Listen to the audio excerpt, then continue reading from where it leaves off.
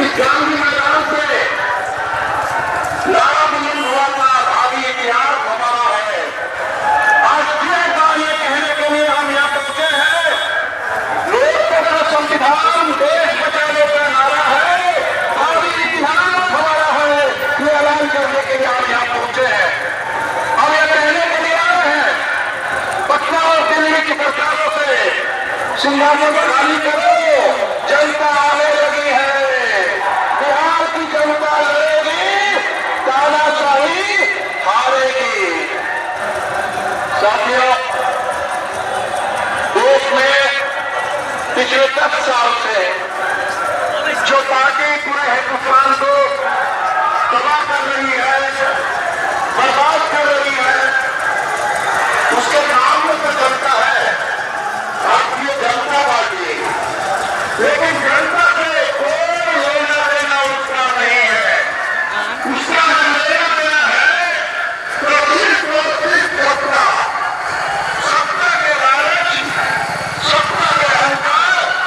उसके उस पार्टी का एक नाम है, तो वो नाम है बुलडोजर से हिंदुस्तान के लोगों को, विपक्षों, जनता को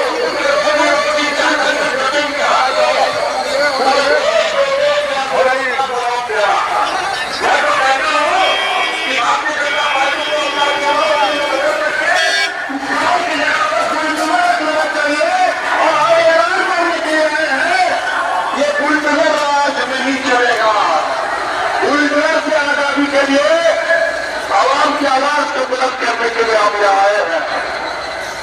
किसान दिल्ली की सीमा पर एमएसपी की मांग को लेकर आना चाहते हैं और ये सरकार जो अदानी अंबानी के आगे खुद कानून बन करके बीच जाती है।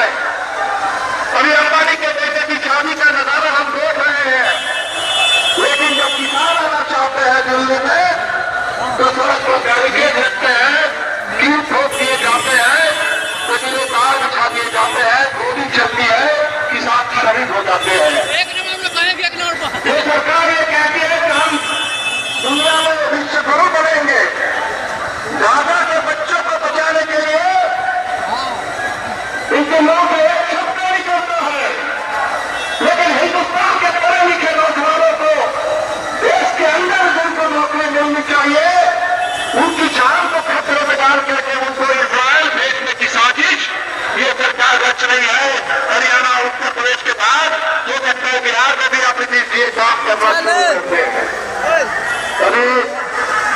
8 मार्च का दिन आएगा, अंतर्राष्ट्रीय महिला दिवस है, महिला सशक्तिकरण की बहुत बड़ी बात होगी, लेकिन हिंदुस्तान में हमने कभी नहीं देखा था कि किसी पार्टी का ये काम बन जाए कि तमाम बलात्कारियों को संरक्षण देना, उनको प्रोत्साहन देना, उनको सम्मानित करना, चाहे 30 सालों के बलात्कारी हो या चाहे मणिपुर में महिलाओं के ऊपर अत्याचार करने वाले, उनको संरक्षण देने का काम ये सरकार कर रही है। और इसीलिए साथियों हम लोग यहाँ हैं ये नारा देने के लिए, ये 24 का चुनाव ये आर पार की लड़ाई है और इस चुनाव में बिहार ने इतना ध्यान दिया, जैसे उन साथियों ने कहा कि 40 के 40 सीटों पर महागठबंधन की जीत का पूरा खंडा उन्हें बता देंगे, तो निश्चित तौर पर बिल्कुल से इस सरकार का सफाया होगा। साथियों, बिहार में एक एजेंडा बन रहा था, पूरे बिहार में आपने देखा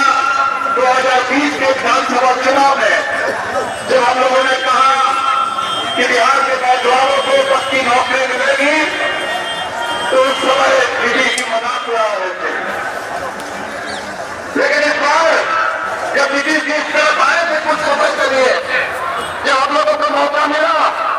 तो आपने देखा कि बिहार के अंदर न सिर्फ जातियों की जनगणना हुई, बल्कि सामाजिक आर्थिक सर्वेक्षण हुआ, पूरे आरक्षण का विस्तार हुआ, पक्की नौकरी की मुहिम शुरू हुई और पूरे बिहार में बात यहां पहुंच गई कि नीतीश जी करीब 20 साल से विकास विकास विकास कह रहे हैं, लेकिन विकास के चिराग करे तो हाल गरीबी का खराब देना है। पूरे बिहार के 2 तिहाई लोग 10,000 से कम आबादी पर किसी तरह जीते हैं। तो नीतीश जी ने उस समय कहा था कि 2 लाख करीब 1 लाख परिवार को